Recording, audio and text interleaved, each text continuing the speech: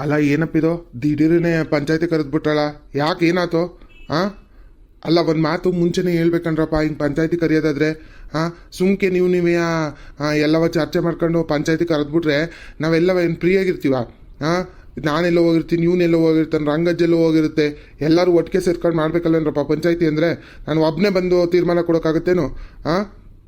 ಅಲ್ಲ ನೀವು ಮುಂದಿನ ಸರಿಯಿಂದವ ಪಂಚಾಯತಿ ಕರೆಯೋದಾದ್ರೆ ಎಲ್ಲರೂ ಮುಂಚೆನೆ ಮಾತಾಡ್ಕೊಂಡು ನನಗೆ ಒಂದು ಟೈಮು ಅದೆಲ್ಲವ ಹೇಳ್ಬೇಕು, ಆಮೇಲೆ ಪಂಚಾಯತಿ ಕೂರ್ಸೋದು, ಗೊತ್ತಾಯ್ತಾ?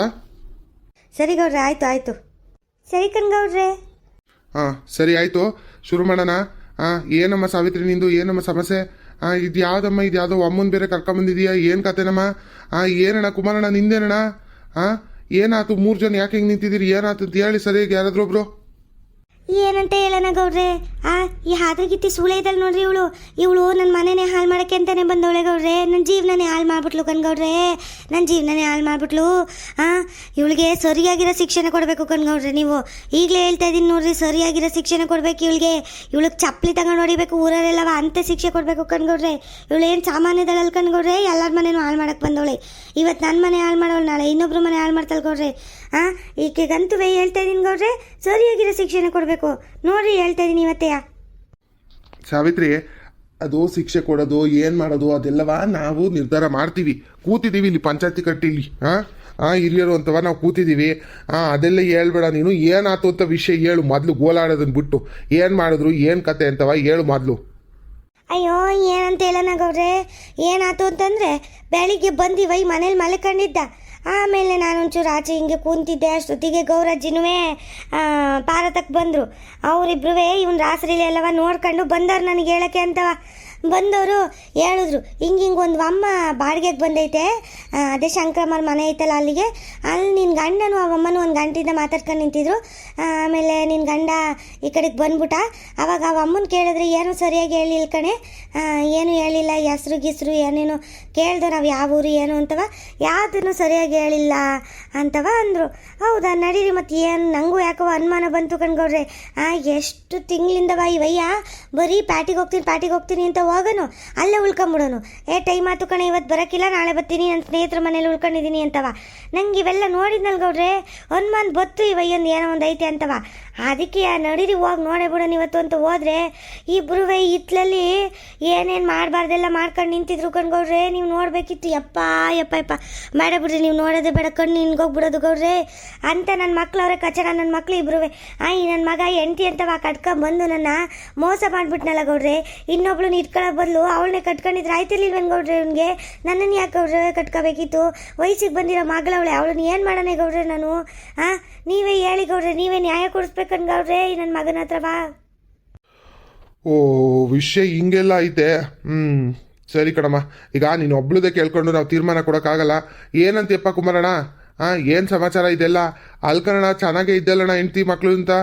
ಇದ್ಯಾಕಣ ಹಿಂಗಾಗೋದೆ ನೀನು? ಏನಾಯ್ತು ಹೇಳು?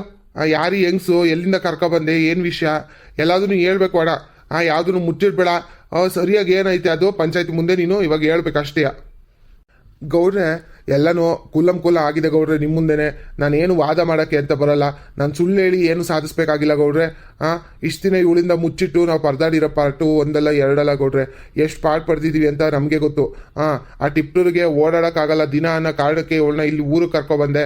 ನೋಡಿದ್ರೆ ಇಲ್ಲೂ ಎಲ್ಲರಿಗೂ ಗೊತ್ತಾಗಂಗೆ ಆಗೋಯ್ತು. ಈಗ ಇನ್ನೇನು ಗೊತ್ತಾಗಿದೆ ಹೇಳ್ತೀನಿ ಗೌಡ್ರೆ ಏನೇನಾಯಿತು ಅಂತ. ಏನಂತಂದರೆ ಗೌಡ್ರೆ, ಇವಳು ನಾನು ಮುಂಚೆಯಿಂದನೂ ಪ್ರೀತಿ ಮಾಡ್ತಿದ್ವಿ ಗೌಡ್ರೆ. ನಮ್ಮ ಅಪ್ಪ ಹೇಳಿದ್ರು ಕೇಳ್ದಲೆ ಇವಳು ಸಾವಿತ್ರಿ ಹಾಳದಳಿಗೆ ಕಟ್ಪುಟ ತಗೊಬಂದನ್ನ. ಆಮೇಲೆ ಇವಳು ಗಂಡ ಇವಳಿಗೆ ಕಾಟ ಕೊಡೋಕೆ ಶುರು ಮಾಡ್ದ. ಅವನಿಗೆ ಗೊತ್ತಾಗೋಯ್ತು ನಮ್ಮಿಬ್ರು ಸಂಬಂಧದ ಬಗ್ಗೆ ಎಲ್ಲ. ಹಂಗಾಗಿ ಇವಳು ಗಂಡ ಮತ್ತು ಮಕ್ಕಳನ್ನ ಇಬ್ರು ಬಿಟ್ಬಿಟ್ಟು ಬಂದ್ಬಿಟ್ಲು ಗೌಡ್ರೆ. ಇನ್ನು ನನಗೋಸ್ಕರ ಅಂತ ಬಂದಿದ್ಮೇಲೆ ನಂದೇ ಜವಾಬ್ದಾರಿ ಅಲ್ವೇನು ಗೌಡ್ರೆ? ನಾನೇ ನೋಡ್ಕೋಬೇಕು, ನಾನೇ ಇರಿಸ್ಕೋಬೇಕಲ್ವೇನು ಗೌಡ್ರೆ? ಹಂಗಾಗಿ ನಾನೇ ಜವಾಬ್ದಾರಿ ತಗೊಂಡು ಟಿಪ್ಟ್ರಲ್ಲಿ ಒಂದು ಮನೆ ಮಾಡಿಕೊಟ್ಟಿದ್ದೆ ಗೌಡ್ರೆ.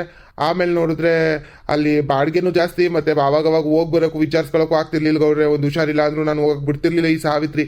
ಹಂಗಾಗಿ ಇಲ್ಲೇನೆ ಮನೆ ಮಾಡಿಕೊಡೋಣ ಅಂತ ಊರಿಗೆ ಕರ್ಕೊಬಂದೆ. ಶಂಕರಮ್ಮಜ್ಜಿ ಹೇಳ್ತು ಅವ್ರ ಮನೇಲಿ ಒಂದು ಮನೆ ಬಾಡಿಗೆ ಇದೆ ಅಂತ ಗೌಡ್ರೆ.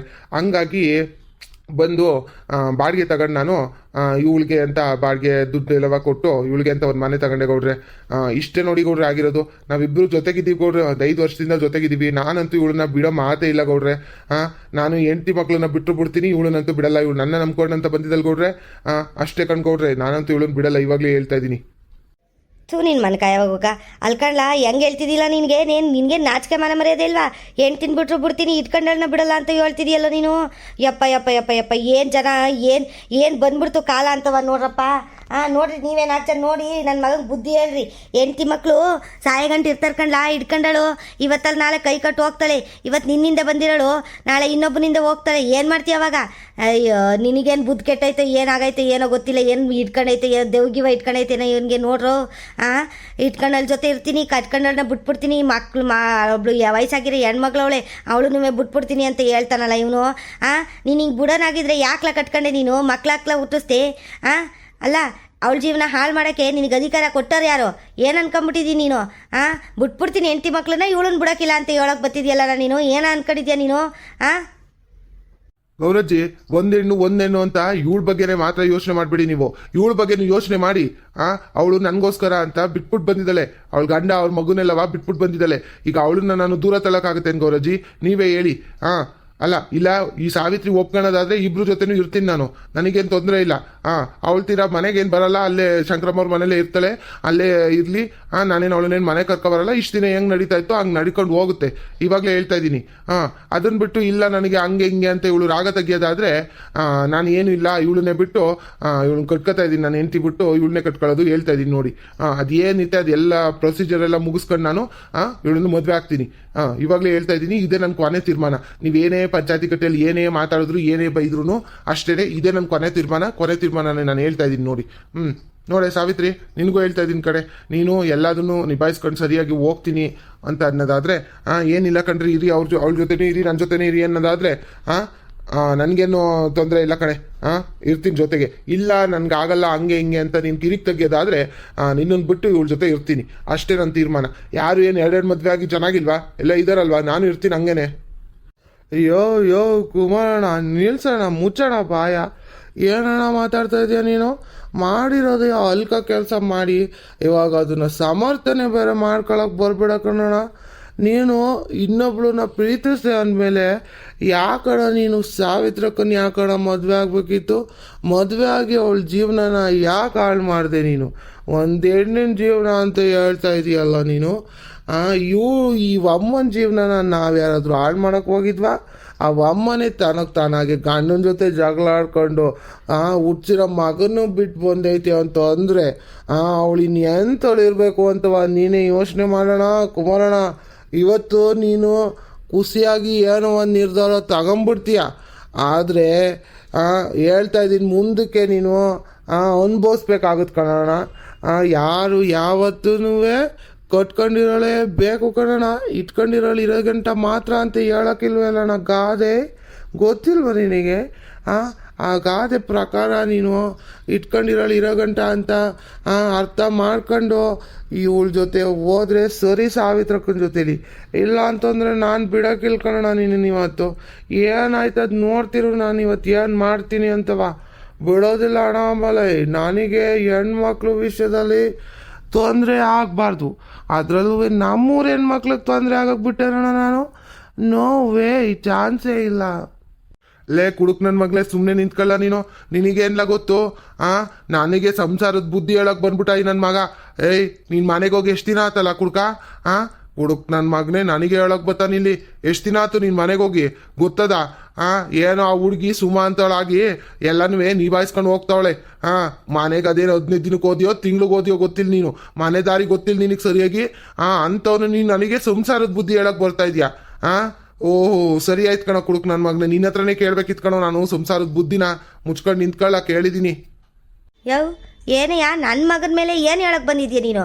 ಅವನು ಮನೆಗೆ ಹೋಗ್ದಲ್ಲೇ ಇರ್ಬೋದು ಕಣಯ್ಯ, ಆದರೆ ನಿನ್ನ ಥರವ ಇನ್ನೊಂದು ಸೆಟಪ್ ಇಟ್ಕೊಂಡಿಲ್ಲ.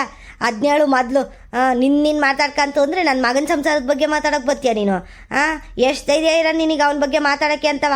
ಅವನು ಎಷ್ಟೇ ಕುಡ್ಕೊಂಡು ಎಲ್ಲೇ ಏನೇ ಮಾಡಿದ್ರು ಒಂದಿನ ಅಕ್ರಮ ಸಂಬಂಧ ಅದು ಇದು ಅಂತವ ಏನು ಮಾಡ್ಕೊಂಡಿಲ್ಲ. ಯಾವ ಹೆಂಗಸ್ನು ಕಣ್ಣೆತ್ತು ಕೂಡ ನೋಡೋಕ್ಕಿಲ್ಲ ಅವನು. ಹೆಂಡತಿ ಮಕ್ಳ ಜೊತೆ ಚೆನ್ನಾಗಿ ಅವನೇ ನಿಂತರ ಒಂದು ಕಡೆ ಒಂದು ಇನ್ನೊಂದು ಕಡೆ ಇನ್ನೊಂದು ಅಂತವ ಉಸಿರು ಒಲಿ ಥರ ಆಡ್ತಿಲ್ ಕಡೆಯ. ಓಹೋ ನನ್ನ ಮಗನ ಬಗ್ಗೆನೇ ಮಾತಾಡೋಕೆ ಬಂದ್ಬಿಟ್ಟಿವನು. ನಿಂದೆಷ್ಟೈತೆ ನಿನ್ನ ಸಂಸಾರ ಉಳಿಸ್ಕೊಳ್ಳೋದು ನೋಡೋ ಮೊದಲು ನನಗೆ ಬತ್ತದ ನೋಡಿ ಬಾಯಿಗೆ ಆಮೇಲೆ ಏನೇನು ಬೈತೀನೋ ಆಮೇಲೆ ಸುಮ್ಮನೆ ಆಮೇಲೆ ಪಂಚಾಯತಿ ಕಟ್ಟಿರೋ ಆಮೇಲೆ ಗೌಡ್ರ ಮುಂದೆ ಬೈಸ್ಕೊಬೇಡ ನನ್ನ ಕೈಲಿ. ಆಯಿತು, ನೀವೇನಾದರೂ ಅಂದ್ಕೊಳ್ಳಿ. ನನಗೆ ಜಗಳಾಡೋಷ್ಟು ಏನಂತಾರೆ ಆಸಕ್ತಿ ಇಲ್ಲ. ನಿಮ್ಗಳ ಜೊತೆ ಎಲ್ಲ ಜಗಳಾಡಿ ಸಾಕಾಗೋಗಿದೆ ನನ್ನ ಜೀವನ. ಗೌಡ್ರೆ ನೋಡ್ರಿ ಗೌಡ್ರೆ, ನನ್ನ ಕೊನೆ ತೀರ್ಮಾನ ಇವಳನ್ನ ಬಿಡ್ತೀನಿ, ನಾನು ಸಾವಿತ್ರಿನ ಬಿಡ್ತೀನಿ. ನನ್ನ ನಂಬ್ಕೊಂಡು ಅಂತ ಬಂದಿರೋಳನ್ನ ಮಾತ್ರ ನಾನು ಬಿಡೋದಿಲ್ಲ ಗೌಡ್ರೆ. ಇವತ್ತೇ ಹೇಳ್ತಾ ಇದ್ದೀನಿ, ನಿಮ್ಮ ತೀರ್ಮಾನ ಏನಿದೆ ನೀವು ತಗೋಬೋದು ಗೌಡ್ರೆ. ಅದಕ್ಕೂ ಮೀರಿ ನಾನೇನು ಮಾತಾಡಲ್ಲ ಗೌಡ್ರೆ, ಅಷ್ಟೇ.